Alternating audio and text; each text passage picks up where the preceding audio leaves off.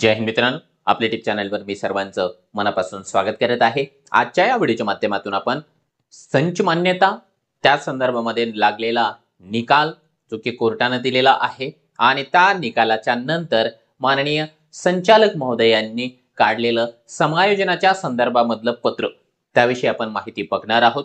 त्याचा येत्या शिक्षक भरतीवर होणारा परिणाम, पवित्र पोर्टलचं रजिस्ट्रेशन, निर्माण होणारी वॅकन्सीज आणि सध्याच्या घडीला शिक्षक भरती संदर्भामध्ये चालू असलेल्या चित्र विचित्र कल्पना त्याविषयी आपण सविस्तर या व्हिडिओच्या माध्यमातून जाणून घेणार आहोत। परंतु तत्पूर्वी आपण जर चॅनलवर नवीन असाल तर आमचं चॅनल सबस्क्राइब करा, साइडचा जे बेल आयकॉन आहे त्याला देखील प्रेस करा, जेणेकरून शिक्षक भरतीच्या संदर्भामधल्या कोणत्याही माहितीची अपडेट आपल्याकडून मिस होणार नाही। आणि मित्रांनो, उद्याच्या टीईटी परीक्षेसाठी तुम्ही तयारी करत असाल तर त्यासाठी तुम्हाला बेस्ट ऑफ लक। आणि आपलं जे काही मास्टर टीचर ऍप्लिकेशन आहे त्यावर तुम्हाला मोफत अशा प्रकारचे जे काही टेस्ट सिरीज आहे ती अवेलेबल करून देण्यात आलेली आहे।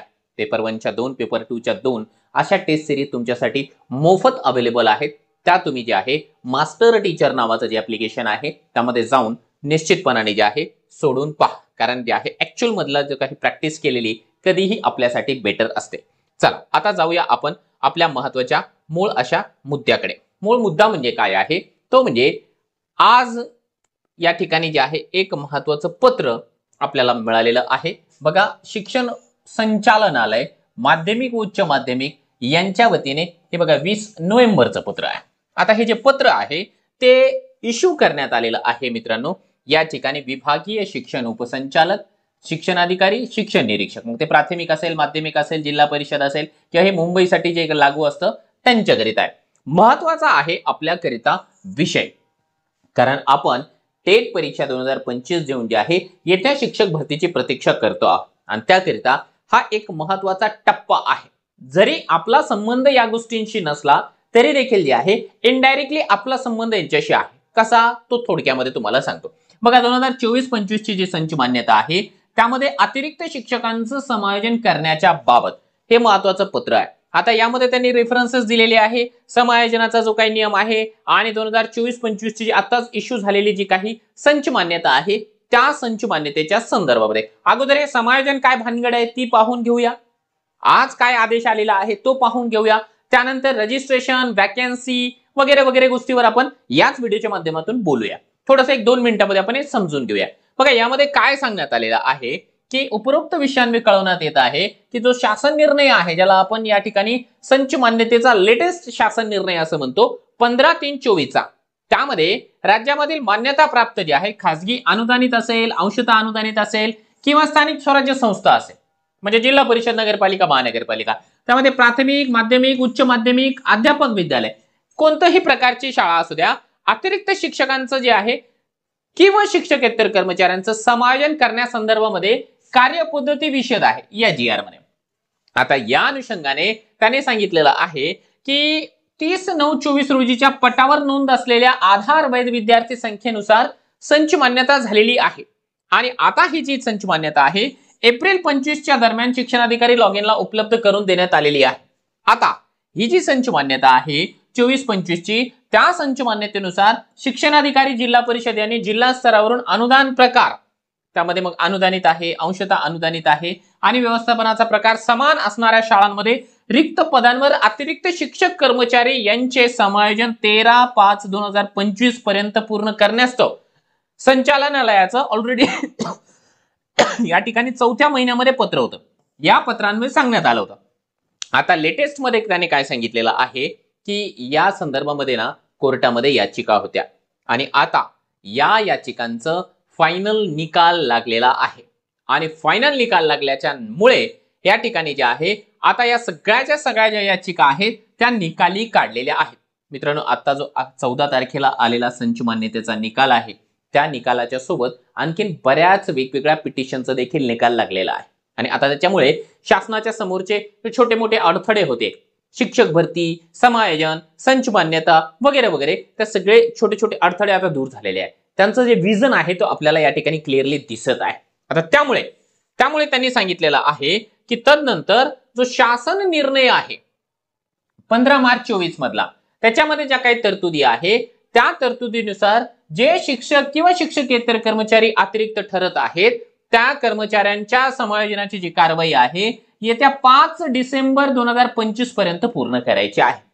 ही झाली जिल्हा लेवलला 5 डिसेंबर पर्यंत। आता त्याच्यानंतर जर का आणखी काही शिल्लक राहिलेले असतील तर जे आहे त्यानंतर 24-25च्या संच मान्यतेनुसार अतिरिक्त ठरणाऱ्या शिक्षक शिक्षकेतर कर्मचाऱ्यांच्या समायोजनाबाबत शासन निर्णय या ठिकाणी जो काही आता आपण वारंवार उल्लेख करतोय त्याच्या तरतुदीनुसार अतिरिक्त ठरणाऱ्या शिक्षकेतर कर्मचाऱ्यांच्या समायोजनाबाबतची कारवाई 5 डिसेंबर पर्यंत करावी।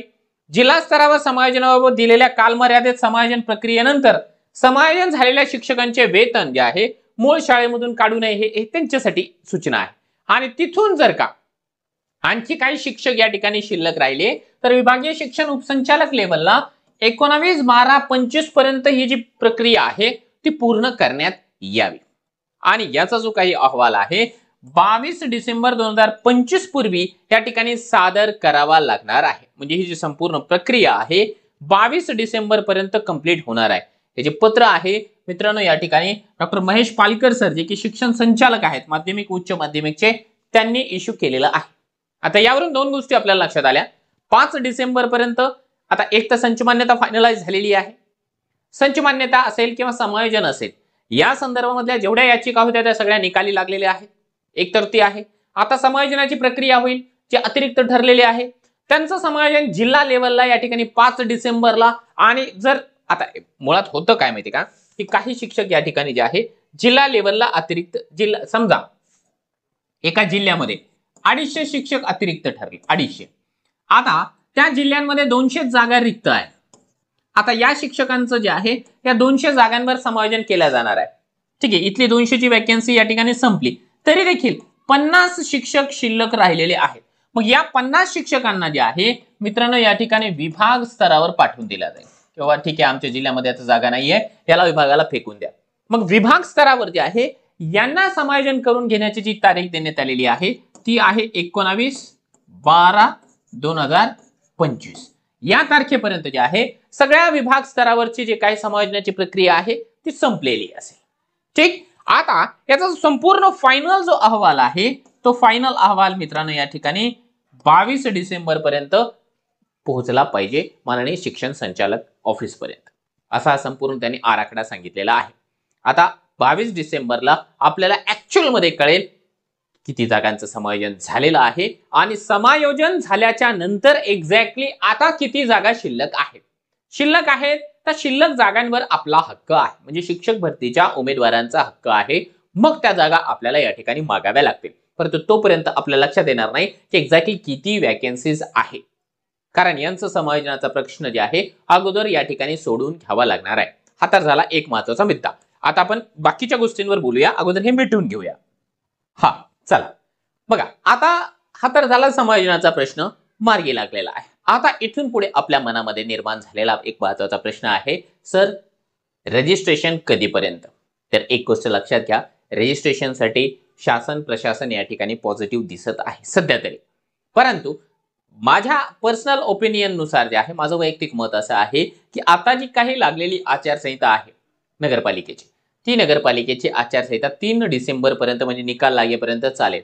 एकदा तो निकाल लागून गेला की मग आपल्या भरती प्रक्रियेला देखील या ठिकाणी वेग यायला सुरुवात होऊन जाणार आहे कारण 5 डिसेंबरला 3 डिसेंबरला नगर परिषदेचा निकाल लागणार आहे निवडणुकीचा आणि 5 डिसेंबरला समायोजनाची जी प्रक्रिया आहे जिल्हा स्तरावर ती कंप्लीट करून द्यावी लागणार आहे। म्हणजे जिल्हा स्तरावर जर का कंप्लीट झाली तर त्या जिल्ह्यामधली रिक्त पदे आपल्याला बऱ्यापैकी माहिती पडणार आहे। त्यामुळे हा देखील एक महत्त्वाचा पॉइंट त्याच्यामध्ये असू शकतं की रजिस्ट्रेशनला जे आहे थोडंसं डिले या ठिकाणी होत आहे।